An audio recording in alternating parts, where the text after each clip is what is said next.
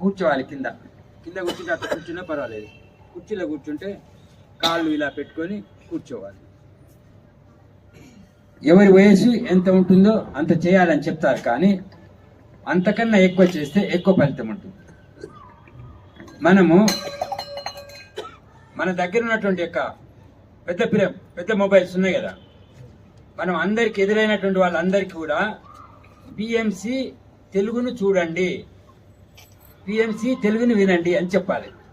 మనం ఏం చెప్పినా చెప్పకపోయినా పెద్ద మొబైల్ ఉన్నటువంటి వాళ్ళను పిఎంసి అనండి, పిఎంసి తెలుగు చూడండి అని చెప్పాలి. మనం ఏదైనా సమావేశాలకు పోతాం, మనం ఏదైనా ఫంక్షన్స్ పోతాం, పండుగలకు పోతాం, ఊరికి పోతాం, అక్కడ మనం ధ్యానం చేస్తాం. కాబట్టి చేస్తేనేమో 1వ తరగతి ఉన్నట్టు, చెప్తేనేమో ఎంఏలో ఉన్నట్టు.